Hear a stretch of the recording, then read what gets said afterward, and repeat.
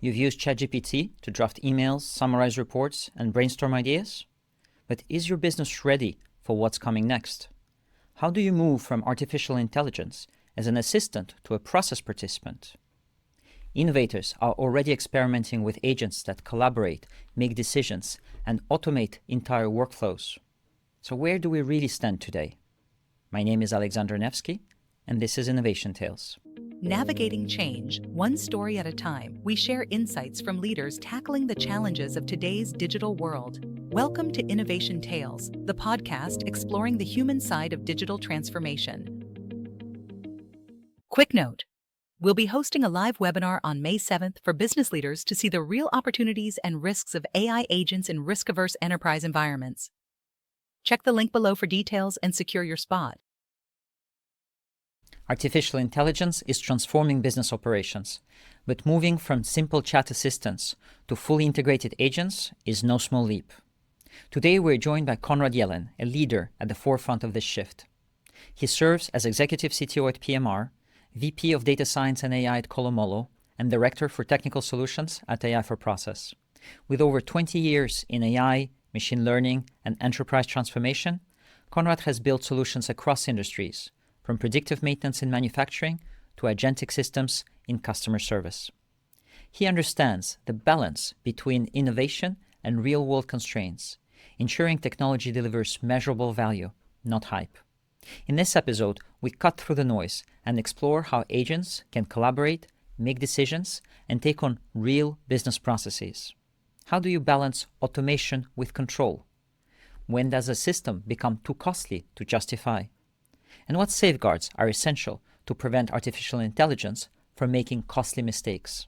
Konrad's insights will help you navigate these complex questions with a pragmatic, business-first mindset. Without further ado, here's my conversation with Konrad Jeleń. Konrad, welcome to the show. Thank you, Alex. Thanks for having me. It's great to have you. I'm so excited about this one. We both specialize in distilling technical concepts for a business audience. And you and I, we agreed that we'll be talking about AI agents and specifically the fundamental choices companies face when integrating agents into their systems. But let's start with some definitions. So how do you explain AI agents when speaking with clients? Well, I typically try to get them to feel like they have a quorum of people, typically experts in some fields, that would be talking about the subject matter and trying to find a solution to the problem that was given to them to solve. Okay, so it sounds like you're using the metaphor of humans working together. And I guess you've also mentioned something that to me resembled like a workflow. Are these the necessary and required conditions, or is there something else that might be a bit harder to explain to a business person, but that is still necessary for us to have a system that is considered agentic? I would say that those conditions are necessary and sufficient to define an agentic system, with a couple of caveats. So one is that you would have different flavors of agents, about which I can tell you a little bit more.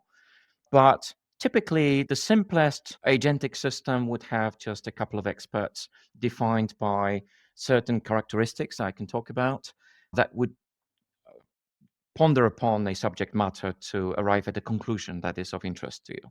So there's, I guess, specialization. That's what you're saying, right? That first of all, the agents are defined in a way that make them essentially the equivalent of a subject matter expert. Yes, that's Yeah. it's a very good depiction. You would have different models that are specialized for the different tasks. So you would have a math expert who is capable of making mathematical reasoning. You would have a code expert who would suggest a piece of code to you. You would have tools expert who is specialized in calling certain types of tools to achieve a result. One such tool could be, for instance, a search engine. Another one, calling of some service on your local infrastructure or on the internet to give you the answer. And you would have some reasoning expert who's expert in logic, and so on. And I think for our audience, it's a easy trick these days to just use ChatGPT Yes. as a reference point that we can be almost certain that everyone's experimented with. If you haven't, make sure you do. And in ChatGPT, you could have one conversation during which you touch upon all these different subjects. And then, alternatively, preferably, in fact, you would have several conversations and you would use each conversation to talk about one specific speciality, right? And I think people can experiment on their own with this, and they will see that what we call task performance increases when your chats are specialized. And I guess that's also what you were referring to if we're building an automated system where it's not you initiating each single prompt, but there is a whole process behind it, or a quorum, as you said. And I guess you've also mentioned at some point that the agent might be able to take an action in the real world. So not just answer a question from its own knowledge, from its own training data, but might be able to, you, I think, mentioned a search engine, or I don't know, somebody mentioned on the show to book flights or whatever.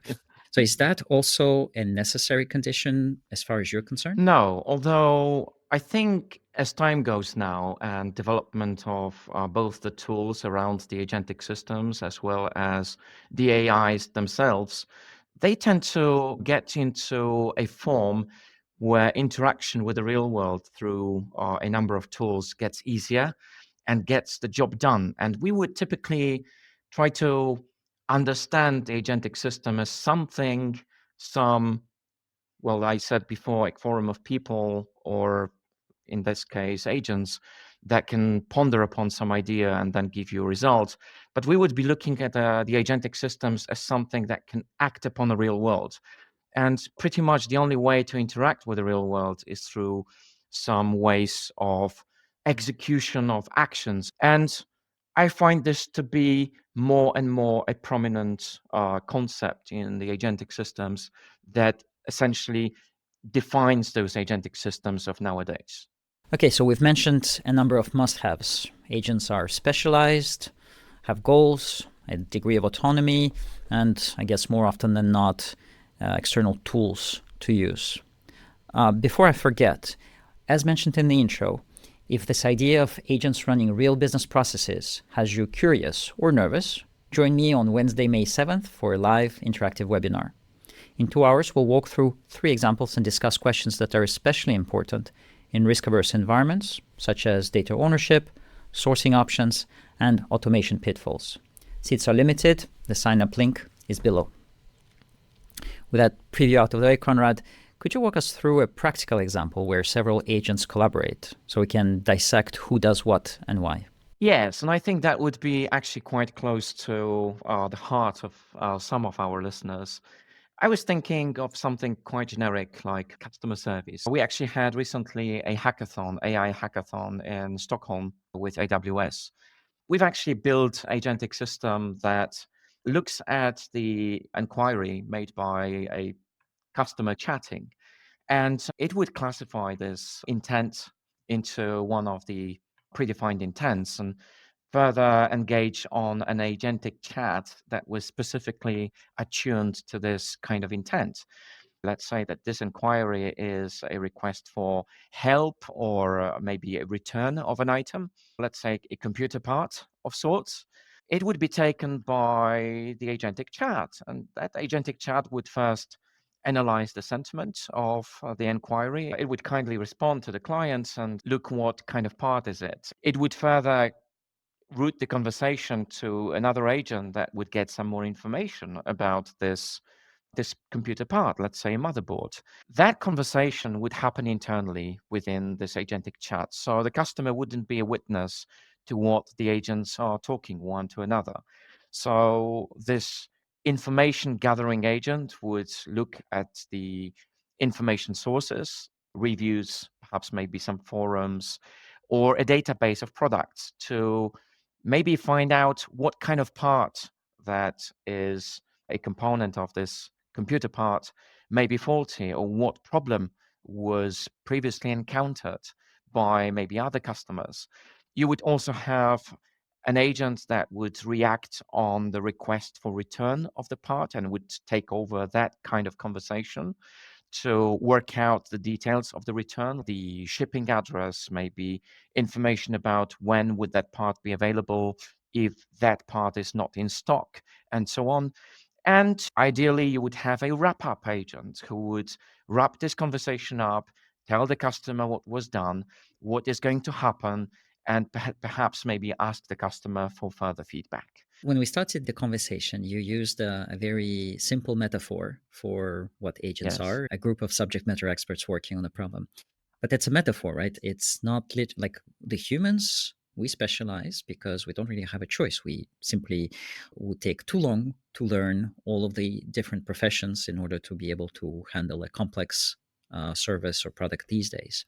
But it's not that an AI system has a limited ability to know things. We were saying earlier, by using multiple agents, we improve task performance. So is that the main reason here? And is that the only reason for splitting those out? We do this so that every agent is specialized within their domain and within their role, one that was described by a prompt. But there's another aspect to it. Each and every one of those agents, we can specifically attune to do best in their domain. So we can actually specialize them not only by the means of that script, the prompt, but also by the actual training, which means that we give them pairs of answers like a prompt or a piece of chat, and then the expected answers. We do this sufficiently so that this agent would get trained to give best answers in their domain. And if we combine those experts into this quorum of agents, then they would perform the best in their roles and therefore achieve the goal of a chat. How much training do you need to do to provide these job descriptions, to provide these sets of sample data? And after that, do you still need to give them like a standard operating procedure to say, you go first, you go second, third? Or in this case, in this example, where did you guys go?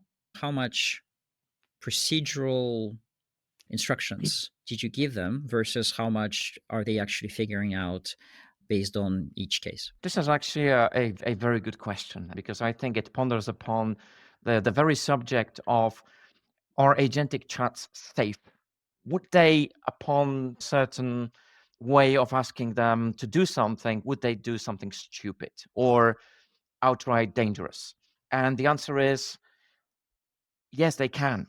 And that is a very big concern currently in the enterprise world where agentic chats are engaged. So customers who are initially hyped by the concept of agentic chats doing stuff that employees did in the past, that concerns them, and it should naturally.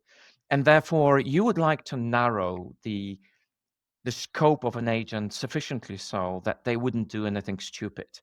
And there are certain patterns of building those agentic chats that would allow you to detect certain things before they can blow in your face, so to speak. Can you give us a couple of examples? Well, I think one of your prior examples is a good one. So you had booking of the flights. In certain circumstances, that agent would either book a very expensive flight for you and do this before you can actually react, or if that was airlines, it may do this for free. So in your agentic chats, you would need to put certain safeguards that would prevent certain actions to be performed by those agents. And that would be best achieved by this fine tuning that I have mentioned before, which is one of the options that gives this agent very particular examples of misbehavior that you would like to correct. And there's standard operating procedures that you've mentioned that would give this agent instructions. Although you would need to strike a balance between the actual instructions for the agent to follow, where it would behave as per their role, and also safeguarding that agent against misbehavior. But from my perspective and from my experience, one of the best approaches is, in addition to those two that I have mentioned, is to build another agent, and you would call them governance agents. It would detect misbehavior of other agents, so it can act like across the agents, spotting behavior that would be emergent across the agent. It wouldn't be necessarily the fault of one single agent, but it would simply be a collective fault, and that agent would do corrective actions to prevent from anything harmful to be done to either customer or the company. And in the worst case scenario, it would ask for a human governance kind of operator to step in. So, with the example you selected, very often it would be very detailed standard operating procedures. You can hardly afford to have a supervisor listening on every call. And I think, in a way, when you were enumerating the types of agents, the specialists, the subject matter experts, for in this example, I felt like this was quite procedural. So, to what degree can you simply replicate that approach and remain very prescriptive and say you are a smart agent because you know everything about motherboards? However, I will be very prescriptive about how you interact with the other agents. What are the flaws or the limits of such an approach? Well, I think it goes down to the cost, because designing agents to do exactly what you want costs money. It is spent on designing the agentic systems to be comprehensive enough in terms of number of experts to serve a case, and in the autonomy of those agents to make certain decisions. The more you limit agents to make certain types of decisions, and the more time you spend on training them, the more costly becomes the development of those agents. And at some point, there's a break-even point between the costs and risk. So I think the companies would need to be aware of where this risk is located. There is a question of transparency, right? And I guess when you're building such an agentic system, that's maybe a cost that maybe isn't immediately apparent, that you're going to spend quite a bit of time designing things so that the human in the loop can stay in control.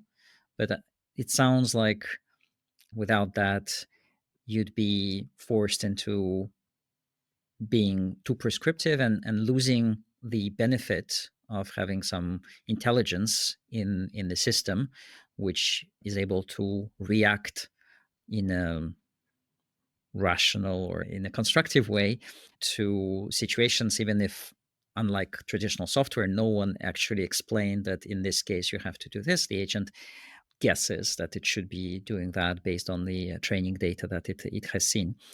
It is a it is a fantastic question, actually, Good. and a fantastic case, and thank you for bringing this up. Like with the human operators, when we build a call center for a specific customer, when you've started from scratch, you would be building your standard operating procedures and a kind of balance between what the agent can do and what they cannot do. You would be building this iteratively. So you would reflect on your prior mistakes, on good patterns, bad patterns, and then engage on training of the human operators and create new, better, improved standard operating procedures. With the agentic systems, it's even slightly better because you have all of the conversations potentially recorded in a form of chats. And you can have them flagged by, let's say, the governance agent or in other way, so that you may find out about a correspondence between the outcome of that conversation, business outcome, and how the chat go and how far the autonomy of the agentic system went. And this means that you are capable of capturing the key metrics and capturing the key aspects of the chat and then using it for retraining of your agents. And you can do this continuously. Ideally, you would be able to use every one of your interactions for training purposes. You would do the interaction with the customer, and then afterwards, you'd spend some time analyzing what went right, what went wrong, discussing it with your supervisor, and so on and so forth. Of course, in reality, there is no time for that. But with AI systems, I guess you could potentially, you have the data as you're pointing out, so you could use every single case to get better. But you could also have a governance agent looking over every single conversation, but then you could also have a governance agent for the governance agent, and you could just continually pour computational resources until you get the perfect answers. But obviously, that's not realistic. What's your experience? Where's the inflection point? I think it is in the cost and in the business case. This is one of the things that are important to me as both the architect and a data scientist and also business owner. You would need to find out what the metric is for your human-based system that is important to you and the metric that you would like to achieve. You also need to measure your risk, and that would need to be in dollars or euro, or whatever currency you use. And then you would need to track that metric. And if that development and running costs are exceeding that of a business case, then this is when the stop is. I just want to emphasize, because you've mentioned costs twice. You mentioned a bit earlier when we were talking about the cost to design a system, to train, to provide the training data, to specialize, to create the prompts, etc. But now you've also mentioned the cost of running. And I'm not sure that when you're using ChatGPT, you're really aware of the cost of running if you have a subscription. You are if you're using the API, which you do. But I think it's something that might be useful to explain how the cost function works operationally speaking. So you pay for the infrastructure. And then you have the AI itself. And you can use either your own self-hosted, or you can ask other company to host it, or you may use services like Bedrock on AWS, which we actually use and we recommend. And you have certain cost per token that comes with it. And you have to pay for this and you have to calculate this. And those compound together into the cost structure. And then when you develop your agentic systems, you may develop your agentic chat with 5 agents. You may design it with 10 agents, 20, 50. And imagine this, in many cases, you would be asking each and every one of those agents to give an answer, or at least a good portion of them, which means when your message from the customer is comprised out of an inquiry that is 100 or maybe 200 tokens, by the end of the day, it is consumed 100 tokens times the number of agents that take part in the conversation, plus all the answers that the agents give internally that you never see. And that is a cost. And those are the running costs that you would need to have. In addition to this, from time to time, you would need to do some upkeep of your infrastructure, of your prompts. And someone has to do this, someone has to retrain that AI. Those are running costs. Okay, great. That's, I think, a very good summary of the costs. And with that in mind, what's the worst possible system to employ agentic AI on? So, like running your, I don't know, entire finance department, is that a terrible use case for an agentic system at the moment? Yes, I think you would end up better if you were to take it in small steps, build smaller systems, more specific, more fine-tuned, and perhaps using cheaper models where you can get more bang for the buck, so to say.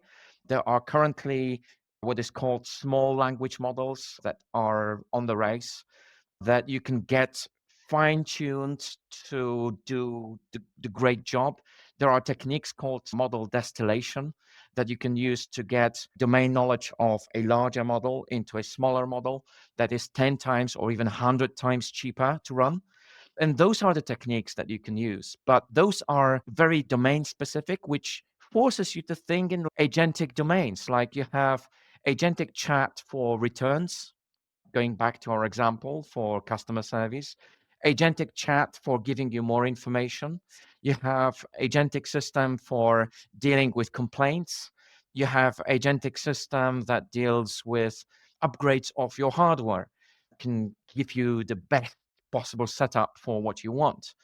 And thinking in those terms is probably breaking the promise of the big AI systems, omnipotent, but at the same time, it is closer to reality, more practical. And I think our job as AI kind of people is to give those companies that were long waiting for AI systems to be implemented for them, to save them some money, to give them practical solutions that really save the money and give them better results.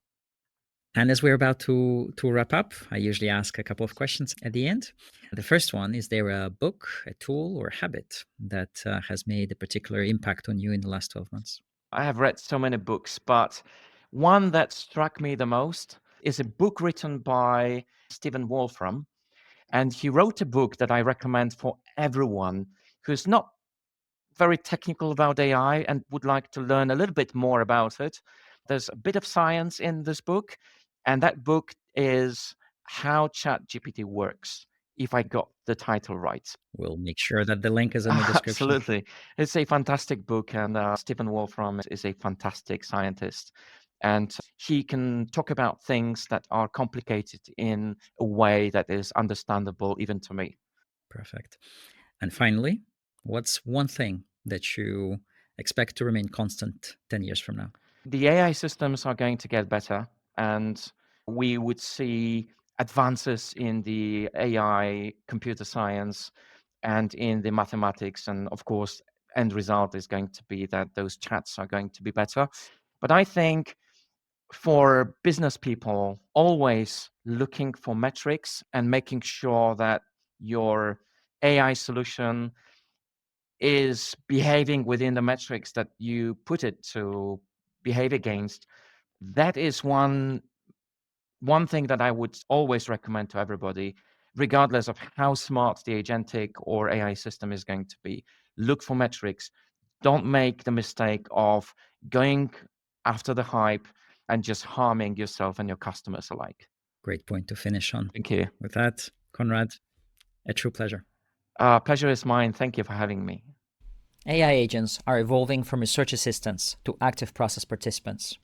But as Konrad highlighted, success isn't just about automation. It's about balancing autonomy, cost, and accountability. Specialized agents can enhance task performance, but without proper governance, AI can introduce risks instead of efficiencies. So as you think about AI in your own organization, ask yourself, where is the right balance between automation and control? And how do you ensure AI is adding real value, not just complexity? If you want to continue the conversation, connect with Konrad on LinkedIn. The link is in the description. As always, we have more exciting topics and guest appearances lined up, so stay tuned for more tales of innovation that inspire, challenge, and transform. Until next time, peace. Thanks for tuning in to Innovation Tales. Get inspired, connect with other practitioners, and approach the digital revolution with confidence. Visit innovation-tales.com for more episodes. See you next time.